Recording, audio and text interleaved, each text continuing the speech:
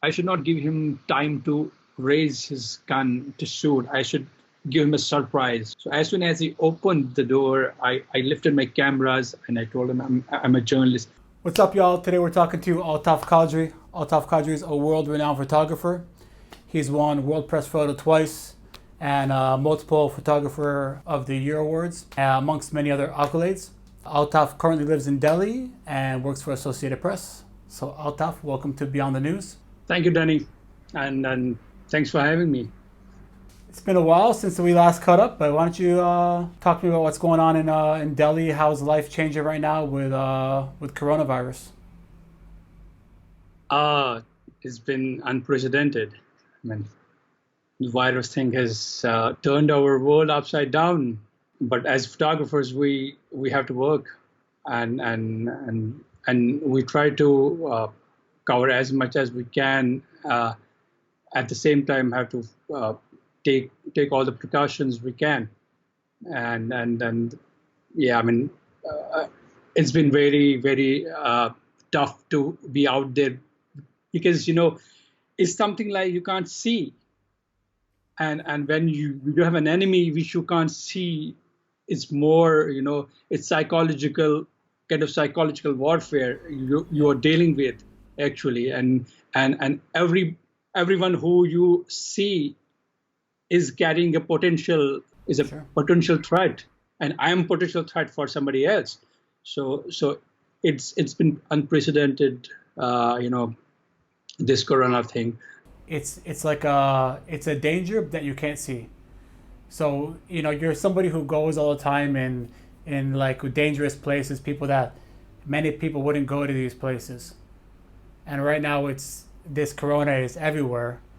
And is it different in like your the way you gauge fear or crisis? Do you place it higher or lower or somewhere completely different? As I said, it's unprecedented. We never had we never were kind of prepared for what we are witnessing right now.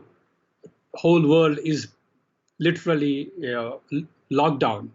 So it's something which we never had expected to happen. And when you go out, when you are in a conflict or a war zone, you know who to look for. I mean, there might be bombs and rockets going on, but here everything seems quiet. It's fine, but that thing which is always on the mind, that what if this guy is infected, what if that thing is infected, what if my equipment gets has virus. So it's the enemy is unseen here. You can't even realize if you are infected. So it's totally different than covering it, doing this dangerous situations in conflict or war. Is totally different, and we are still trying to see how we can deal with it. Uh, you know, the only thing you can do is put your protective gear, mask, goggles, gloves, and that's it. But there are some parts where you still can get it. But so far it has been, I mean, so far so good. We have been able to, we have been told, your security is paramount. I mean, if you feel like going out, then only go out and with proper precautions. If you don't feel like going out, then we understand. I mean, so there's no pressure from the organization. So it's all cool. Yeah. Cool. Good. Yeah, I mean about the gear. Actually, I was talking to Raul just now, and how he's working in Spain even, and he was saying that like, even to put like a lapel mic on somebody to record audio is a danger, because even if he doesn't know, maybe he has it, and if he puts the mic, then he gives it to them, or if then they are on the mic, then what about the next person that puts on the mic? Yeah. It's Absolutely. yeah, it's crazy. So yeah, as we were talking before, I kind of also wanted to do this for people who want to get into journalism, into photojournalism, and just hear from people who have really been doing the work and who are really in the field and can give any sort of advice. So maybe a bit of your background story and how you got involved into photojournalism and your path. It goes back to around 1996. When I was a teenager in Kashmir, my hometown. I was taken as a human shield by the Indian Border Security Force personnel when they got attacked. So I mean, at that point of time, I thought, what if I had some camera or some recording which I could, share with the world what's happening in Kashmir. But eventually my family was so scared that they sent me to Calcutta, and where I did my initial computer courses. When I got back, I started working with a local newspaper, Urdu newspaper, as a DTP operator. I used to publish, the newspaper in Urdu software, which was really new in those days.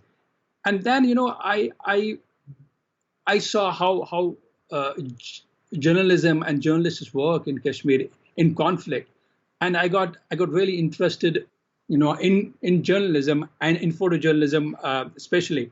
So I started thinking about doing photojournalism, but I was already in computers and all that. And then I was working in this multinational company, which closed its operations because of 2000 recession in year 2000. So I was kind of jobless, and then during those days I used to chat with a friend, a Malaysian friend,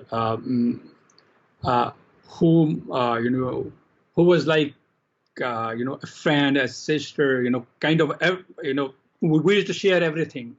So when I was left jobless, and then I told her, look, I don't have a job anymore, because that photojournalism thing was always on my mind. So I casually asked her if she can find out how much would a camera cost in Malaysia, because I knew electronic goods are cheaper outside than India, because in India there are a lot of taxes involved.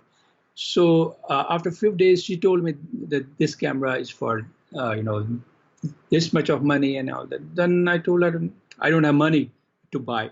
And all of a sudden she said, I can send you the camera, and then you can give me back money whenever you have. I said, I mean, you can't trust somebody you met online. I mean, I could be a crook or something. She said, well, I mean, if that is the case, but I really want to try. So she sent me the camera. It was Nikon D65, a film camera. So while I was in Delhi, I started shooting, as every amateur does, like shooting gardens, birds, flowers. And one night when I was, in my apartment, I heard these sirens from the fire trucks going on and on and on. So I thought something big is happening. And I had 4 rolls of film with me.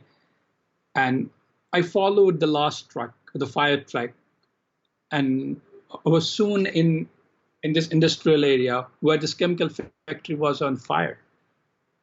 So I started shooting right around 8:30 at night till around 5 a.m. I wasn't shooting by anybody. I thought, let me see what's happening. So in the morning, I took, I had some rest. And at around 10, I went to process the film. I got the prints made, and I went straight to Times of India office, which is the biggest newspaper in India. And I wanted to see the photo chief. And fortunately or unfortunately, he wasn't there. So his deputy was there. And I spoke to him over the phone. He said, I'm coming down. I will have a look at the pictures. So he came down. He saw pictures. He said, yeah, they're okay. But the thing is, we're a daily newspaper, and this is yesterday's event, and we can't show yesterday's incident into tomorrow's issue. So, so he said, keep in touch and all that. When things didn't work in Delhi, I thought, let me move back to Kashmir and see if anything happens. If I can work. Since I had worked with a newspaper earlier, so I knew some people who gave me a job of a photographer, basically almost for free. I wasn't paid anything. I was paid like 1,000 rupees, which is roughly uh, $17 for a month. I thought, I took it as an investment in my career. So I thought, let me get in the loop and see how things work actually. And I started, shooting everything from conflict, daily life in Kashmir. In February 2002, I got a call from this guy who I had met in Times of India office, and he said, I've joined EPA as a India subcontinent chief. Would you like to work for us from Kashmir? I was like, yeah, why not? So I started working with EPA, and which gave me a platform to showcase my work, and rest, as they say, is history. So when you first get that call, is that like the lottery up there? Absolutely. Uh, More so like, working with a wire agency and being given every equipment to you for a person like, who'd get $17 a month. It was something, it was huge. And I think, I did good from the word go. I put everything behind. Uh, I worked hard. I would shoot from morning until evening, and things were not great in Kashmir back then. Every day you would have shooting incidents, blasts, encounters, protests. So yeah. So also just for people who may not know, can you explain like what the wires are? Like EPA and Uh, AP, Reuters. What are these wires or Wire agency? services, yeah, agencies are like, if I put it uh, in a layman's language, it's a wholesale depot where you distribute news, photos, audios, videos to subscribers. The subscribers are the TV channels, our newspapers, our internet portals. So we uh, the agencies have offices in every country almost in the world. So by subscribing to an agency, you are subscribing photos from every country. It's not like a newspaper where you only have pictures from that particular country where you are based. But for agency, if you have subscription, you can get pictures and videos and news from across the globe. It syndicates, news. Yeah. And like AP now puts out, I think the number is every day more than a billion people are seeing images from the AP. Yes. Is that Yeah. right? So Yeah. I mean, everywhere, most of the time when you see these images across these platform, They're from the wire. Yeah. somebody on a wire has been making these images. Absolutely. Yeah. So how you said also then that Kashmir back then, every day you have some conflict, some shooting. So Hmm. how does that prepare you or think differently even back to then Corona right now with the coronavirus? I mean, even though if you're dealing with that stress in daily, almost in a way in Corona, you're also dealing daily with, oh, am I gonna get sick today or who knows? But it's a totally Yeah. It's different, a, it's a totally it's different a mentality, different right? different feeling. Yeah. Yeah. It's a totally different feeling. Uh, I wouldn't compare it with violence and conflict if you stay home, you probably are going to make it. But if you venture out, then you have to think about, getting infected. But in conflict, you may even get killed if you are home. So those are the differences. So and how is life changing there in Delhi since the beginning of this thing till now? Before Corona hit us, there was we were just coming out from a very horrible riot situation in Delhi. So we were busy with That's right. the rioting and all that, and then we were only getting settled now, and we were uh, again on our toes because of Corona. So we have been dealing with all sort of things here. Yeah. Do you want to talk about what were those riots about? It started with uh, Hindu nationalist leaders. Basically, story goes back to a law which Indian Parliament passed recently, which citizenship law, which says uh, the refugees from neighboring countries will be given given citizenship in India to everyone except Muslims. It also says there's also another thing going on, which is called CAA, Citizens Amendment Act, which says, which asks every citizen of India to prove their citizenship. So if you are anyone except a Muslim, you'll be granted citizenship. But if you are not a Muslim, you will be either thrown out or thrown in detention. So if you combine these two laws, it's very problematic, and it's very discriminatory. So Muslims and liberal Hindus were protesting about this law from the day it was enacted in parliament.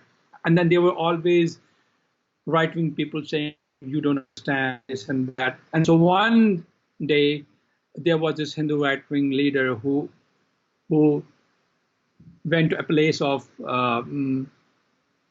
protest, near a place of protest, and said, if said to police, if you don't make these people go, we would do it ourselves. So next morning, when Donald Trump arrived in India, on the same morning, groups of Hindu right wings attacked Muslim localities, and they burned shops, houses, mosques, and attacked people. Around 50 odd people were killed, mostly of the Muslims, and and properties worth crores and crores was destroyed. So we're coming out from that uh, conflict, and we're barely getting settled when Corona happened. And during those kind of like this kind of story, you're a bearded Muslim.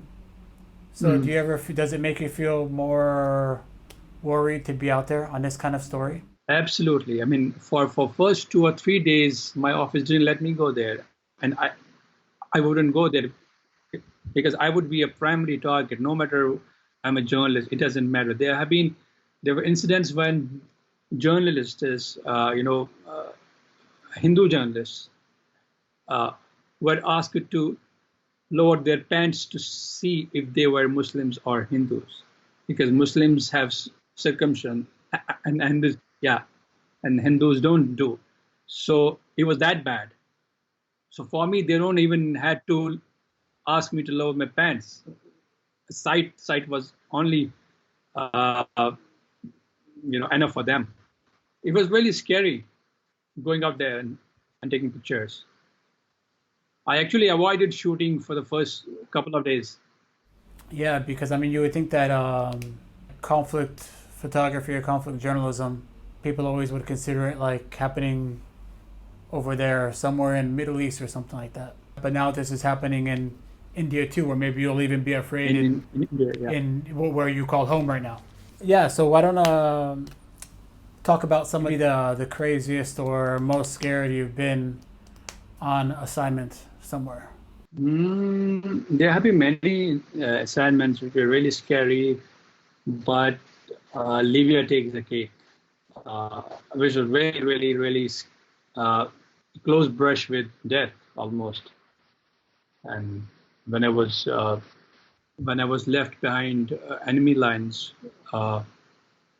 for more than 30 hours, I was hiding, and then was I got really close brush with death. So we used to travel every morning from Benghazi to Frontline, which was ahead of Ajdabia, and the front lines used to change every day because sometimes the rebels would force into Al Brega, and sometimes the government forces will come back and take some portion of Ajdabia. So back and forth, it used to happen every day. So that day, the last point for journalists and everybody else was at a gas station on the highway, and all of a sudden I saw some rebels which I had seen earlier and whom recognized me. I saw them going into the desert with rocket launchers and coming back. So this time around, I asked, I didn't know Arabic language, and they didn't know English. So everything happened, in sign language, and I asked them if I can, join them. So they said okay. I mean, they agreed. So I sat on this pickup truck, a red pickup truck. So we got into the desert, and they fired 4 or 5 Fred missiles towards Gaddafi forces positions, and we came back, reloaded, and went again. And this time around, as soon as they fired first round, there was a volley of return fire, and these guys who were not actually trained military, were civilians. Some were teachers, some were mechanics, and from all walks of life.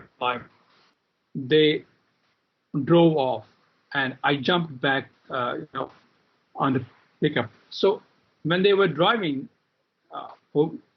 while they were driving, they fired a last round, and I was sitting just beneath that rocket launcher. So when they shot it, by the impact, I was thrown out of the truck, and they kept driving away. I got up, and they didn't stop. I ran behind the truck. They didn't stop, and I could feel bullets whizzing through past my ear and hitting the sand and everything. I said to myself, these are the last moments. I'm not going to come back. So I ran. Somehow I managed to reach the checkpoint, and everybody was gone. It was deserted. My own car was not there. Everybody had left. So there was nowhere to go. I thought I can't run for long, and I could see those forces were coming, and they were continuously shooting was happening. And then I thought, where can I hide? And I decided to hide in the back of the gas station, because usually at the back of the gas station they used to have rooms for workers, toilets, and all that. So I thought, let me go there. So I eventually went into one of this room who was kitchen. After 2 or 3 minutes, I could hear the forces searching for the possible rebels, and they started searching every room in the back of the gas station. There were four rooms probably, and what they would do was open the door, throw a grenade, and shoot in shoot the room. I mean, shoot inside the room just to make sure that if there is anybody, he'll be killed instantly. So mine was fourth, and I heard them walking, and they stopped right outside the kitchen where I was hiding, and they said something to each other, and then they left. I was like, now is the time to remember everything, and it was surreal. It was really terrible thinking that they would throw a grenade and then fire inside. They wouldn't even know if they had killed somebody inside. But luckily, I don't know what changed their mind. They stopped there and got back, and they stayed at the in front, on the front of the gas station whole day. I was cramped inside this kitchen, and I could hear them talk whole day. The generator was running, which was pumping fuel at the gas station, so that was helping. That noise was kind of helping me move around in the kitchen. So in the evening, there was a door from the gas station into the desert. So I took that door and ran in pitch dark. There were few houses under construction, and thankfully the doors to the house were open. I was It was really crazy. It was all dark. I didn't know if there was anyone inside. Apparently, nobody was living there. And when I settled down, I had a small torch with me, which helped me in looking what's inside the room. So I found this mattress and two pillows in one of the rooms, and I put down my equipment and just sat. It was something which I don't know how to express. It was amazing feeling to sit on that mattress. But as soon as I settled down, there was a thirst which my throat was totally dry. So I wanted to have some water. I couldn't find one. But then I thought there might be some water lying outside in trash or something. So I went out. There was a trash, and in the trash was a big 1 liter water bottle. It was half full or half empty. So I took it inside and starts drinking some water. And then I realized there was a small mango can, Tetra Pak can, this big, on the shelf of one of the rooms. There was a straw inside, and I tasted a little bit, and it tasted good. So I had one sip of water and one sip of mango juice. At around 10 or 11, I went to sleep, and I was having these nightmares. I woke up with a bang from a NATO aircraft, which was maybe on reconnaissance mission to see where the forces were. Fighter jets were going past. It happened up to 7 in the morning, and then from 7 they started bombing. I couldn't see what they were hitting, but only I could see was smoke from distant places. I could see from the windows where what all this was happening. So eventually that day was spent keeping an eye on the forces. From one window you could have view of highway, and on this other side you could see the gas station where the forces were. In the evening, a pickup truck came outside that house, and I thought, that's it. They're going to catch me now. One of the guy from the pickup came in the house. He didn't know I was there. So I thought I should not give him time to raise his gun to shoot. I should give him a surprise so that, So I was in the corridor, just bang in front of the door, main door. So as soon as he opened the door, I lifted my cameras and I told him I'm a journalist. So he was taken aback, totally. He was like, where the hell is this guy? I mean, who the hell is this? He asked me to come with a pickup truck. So while he was taking me to the pickup truck, I asked him if there was any water or anything to eat because I was hungry. I was feeling thirsty. More so, I wanted to see what his reaction would be. So he gave a burger and a glass of a small bottle of water, which I drank, and he took me to the front of the gas station. And he told me, you have to speak to the commander. Who are you? Who are you? So he didn't know any English, so he couldn't ask me anything. So once we were at the gas station and the commander came up, he was in civis. So I thought, I'm busted, man. He's going to shoot me right there. And he told me, who are you and why were you hiding? And since when have you been in hiding? I lied. I told him I was with Gaddafi forces, and yesterday this thing happened, and I was, left behind. He said, don't lie. You are not with Gaddafi forces. I said, no, I was. He said, don't lie. Tell me the truth. I was still thinking that he's from the Gaddafi forces.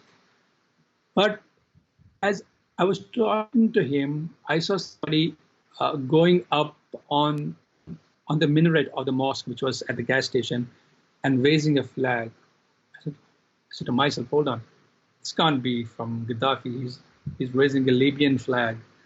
He has to be a rebel. And then suddenly there was another guy who came towards me, and he recognized me. He said, and he hugged me. He said, are you alive?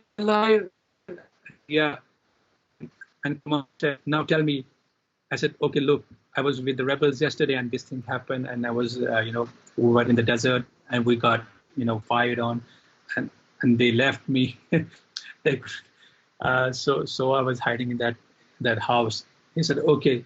And he had a small camera. He said, look, you have to give me a small interview that we saved you.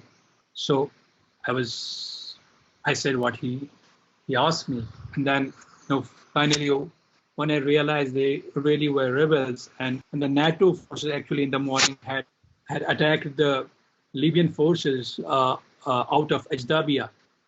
So the area was again under the control of rebels. That was when these rebels came back to that area, and then they took me back to the Benghazi.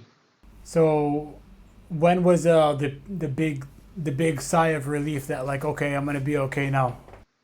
I think once we were in the car, and pickup with 5 gunmen with me.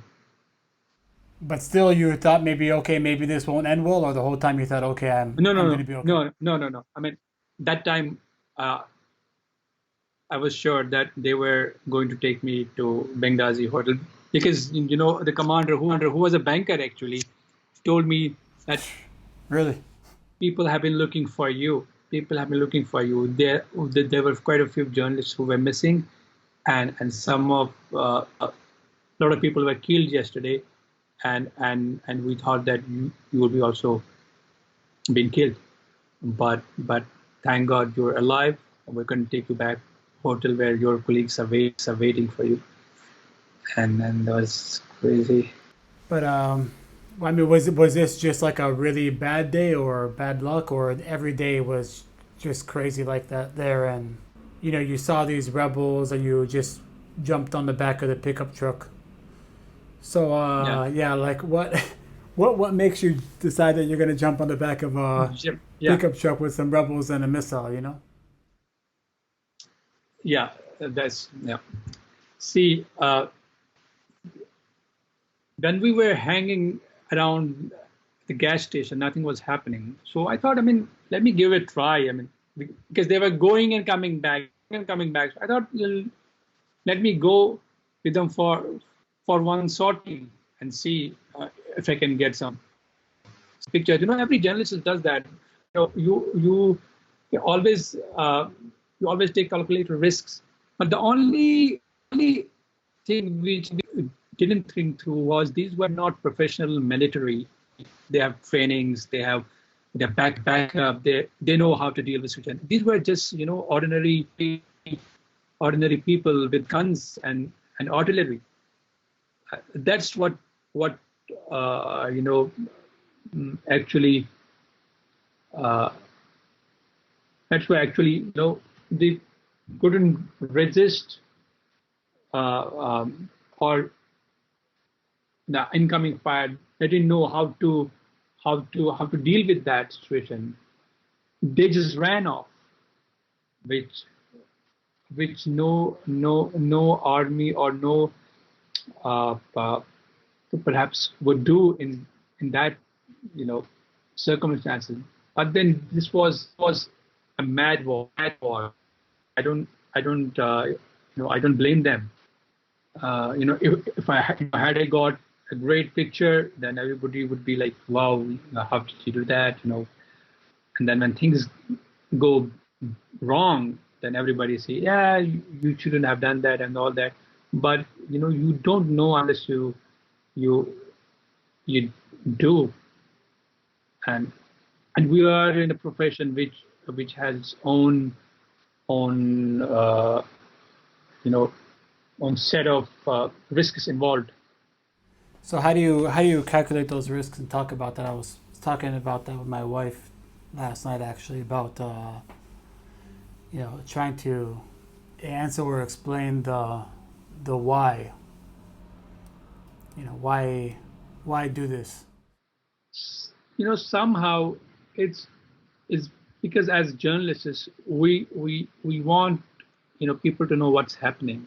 It's not only because we work with an organization and we are asked to do something and we have to do. No, it's not. It's we can always say no, but it's also because when you open a newspaper in the morning, you see some image which makes you understand what's happening in other part of the world.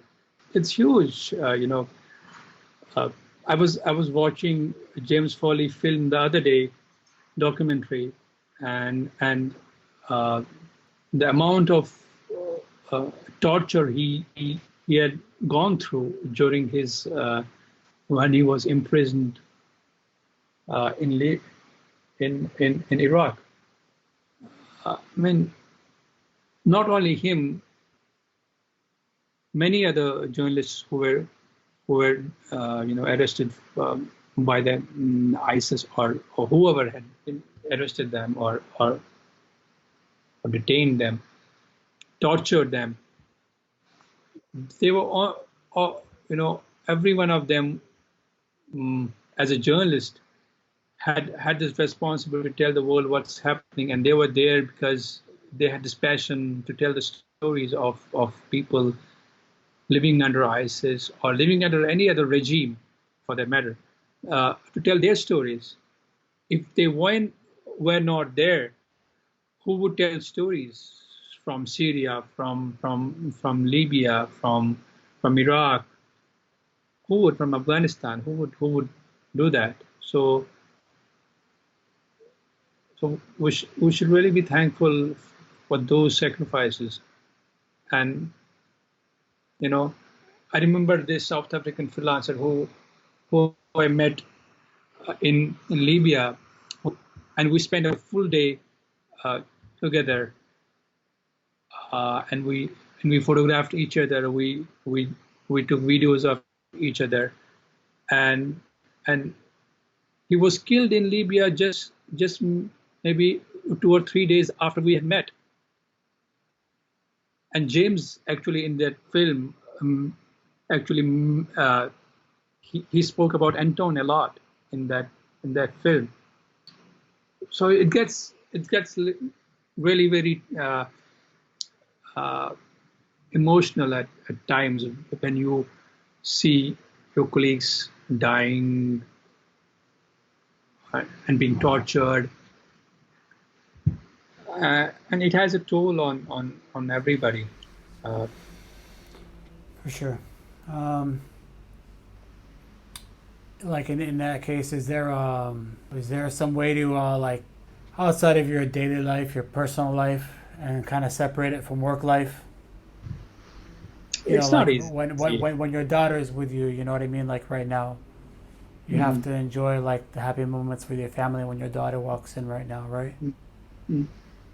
But then in the Yeah, same, then on the other side, like we're in a business where you see either you're seeing the stuff all the time because you're in news and you're watching on TV, which is also totally different than being there, right? And like you're saying, you're losing friends and colleagues. And how do you deal with that mentally? there used to be a time when I would stop shooting uh, momentarily uh, when I would see some child die or something, something horrible.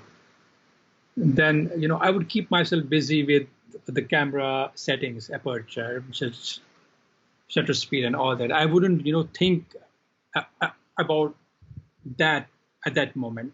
But as soon as you are out of that situation, this thing gets accumulated, in your brain, and over the period of time, it really impacts you. But sometimes you have to take medicine to get those nightmares out of your system. Your family can be really really helpful in uh, help you deal with the situation you're in. But thankfully, I'm I'm no longer doing such stuff. I've not been able to do that for some time now. So, but I was when I was doing it, it was really hard to get back to the family and then do routine stuffs and all that. But it really it does uh, affect you some way or the other. You can't be completely aloof from what you witness, and when you come back, you can't separate these two. Somewhere it's on your mind always. I remember, when I was when I got this WordPress photo for a picture which I shot in Kashmir, a sister hugging the body of her brother. So, during the WordPress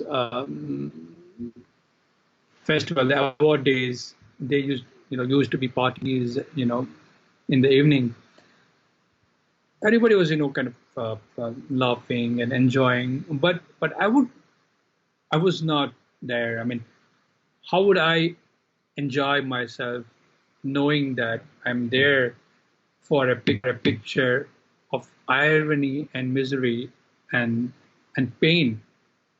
I I couldn't enjoy myself. So you can't separate these things. Yeah, I've heard about that like from a long time when I met Amy Vitali, a mutual friend of ours, Mhm. and she was talking to me a little bit about that too, of like the feeling of receiving awards over some body of work that maybe is not really a happy moment in other Exactly. people's life. But even when you come home from something like Kashmir or Libya, is it something different for I don't know, even family and friends that are outside of journalism, outside of news, to kind of know and understand where your mind is, or everyone can kind of relate somewhere? Uh, I think everybody. This is human. Human nature. Everybody is affected, and they know what's happening, and nobody can be totally out of sync with the reality. You know, because I guess I'm thinking, you know, it's interesting because, especially from where you grew up, you know, in Mhm. Kashmir, you have a lot of people in Kashmir who have seen daily Yeah. life conflict, right? Which is maybe different than other colleagues where daily life is probably a bit more Yeah. peaceful and not much going on. You know what I mean? But I think I'm happy that I took that decision from jumping from computers to camera, and it's not only me. It's I think it was destined. How I got my camera, how how I got my assignment, how I got my first job, a proper first job. It looks like a fairy tale to me, honestly. And my family has been very supportive. Um, they were always very supportive and said, whatever you feel doing, we're with you, please do. That's that's how I managed to shift from one profession entirely to different, which I never had thought, but only when I was made a human shield. That's how it started. It happened in Kashmir, and I was a teenager, and was I was coming from a nearby mosque in my locality after evening prayers when I was heading to an alleyway which leads to my house, and I saw a group of border security force personnel coming from the opposite direction, and they got hold of me, and there was actually a blast attack on a cinema, which what usually used to happen in Kashmir whenever there was any attack from militants to on security force, the forces would go out and on the rampage. They said you threw the grenade on on this on their camp. I told them, look, I was in the mosque right there, and I'm coming home, which is right there. So they didn't listen to me. So they asked me to stand, sit on the mouth of that alleyway where there was gunfire was coming from opposite direction, and but luckily the firing stopped, and they had me detained for like 4 hours from like 6 in the evening to 9:30 or 10, and I was only let go when my uncle, who had, who had got stuck in the mosque, came after everything was calm. So he luckily knew that the commander of the group, and and and I was let go. So next morning I was packed off to Calcutta. My parents didn't want me there. So during those moments, I was like, I wish I had a camera to to show what's happening. So how would you give advice for somebody who wanted to follow this path, to be a photojournalist, to be a journalist in any capacity in news? What advice would you give them? First of all, it depends where you are from. Uh, it really it it really matters. If you are somewhere where news is hard news is in abundance, you may get job or assignments. But if you are somewhere where you don't have much of anything going on, and it's hard to get assignments there. But if you are thinking to travel to conflict zones and wars to be able to start, that's not really a good idea, because it's really hard. And being a freelancer uh, and visiting these conflict areas without any security, safety, can really land you in a trouble.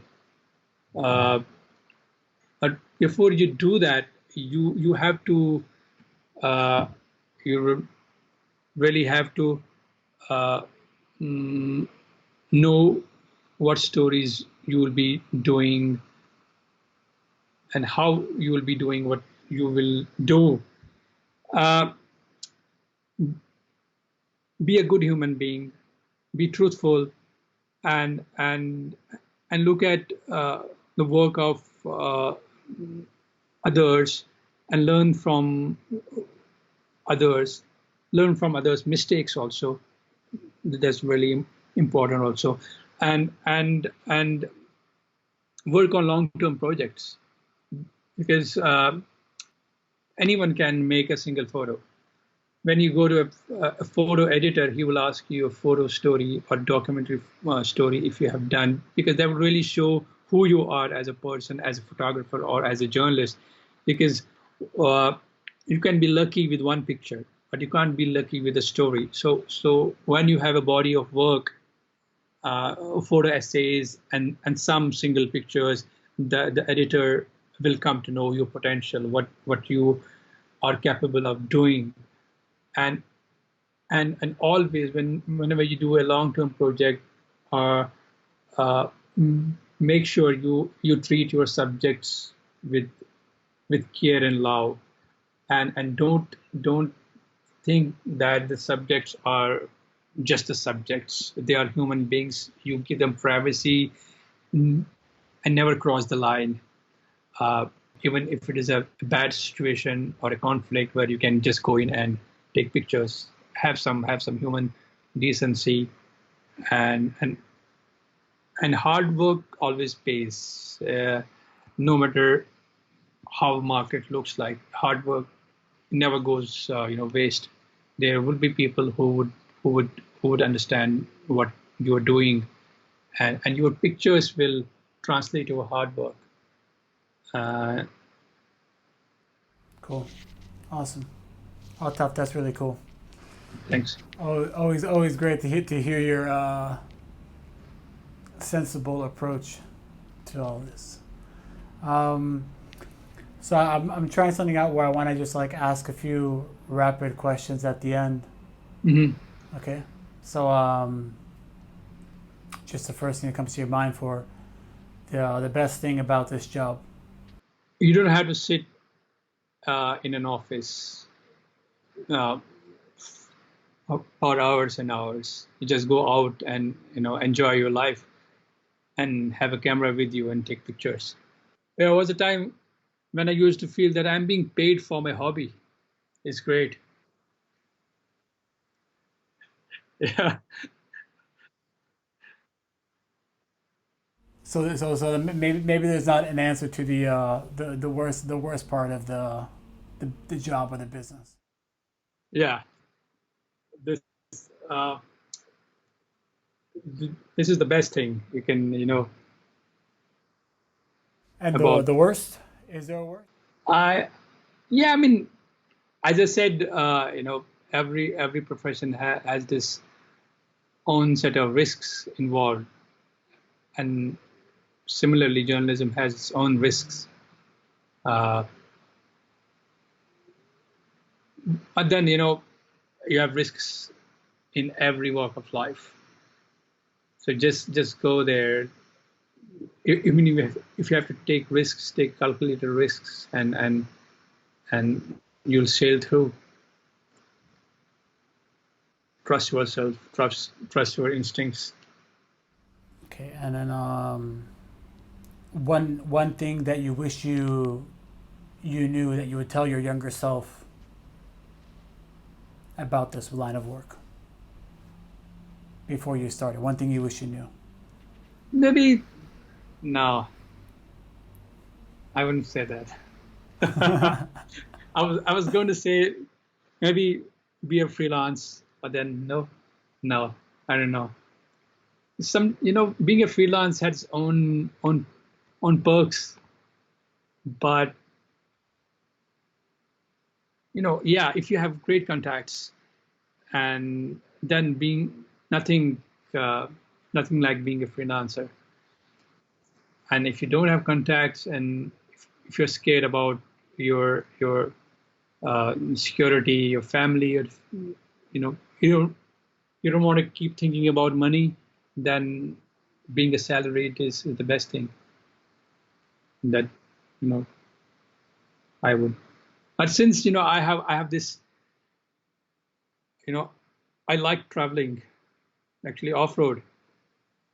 I really want to do something with photography and off-road. I don't know, but being in a job is kind of holding me back. Yeah, what's going on with your off-road trucks? I don't know. I met with an accident a few months back, and my truck is gone. Oh And no. yeah, it's been it's really bad. Jeez. Okay. So need some time to rebuild the fleet. Yes, and because of this Corona and lockdown thing, I'm not able to Yeah. get a new one. Yeah, for sure. It'll take some time. Yeah. I'm missing my truck. You know it, man. I know it's good. Yeah. Well, maybe one day I'll see you up there in Yeah, Kashmir. yeah. It's The good, man. mountains. Yeah, it's good. It's a good life there, man. It's clean air. We don't have it here. You don't have it in Delhi either. Yeah.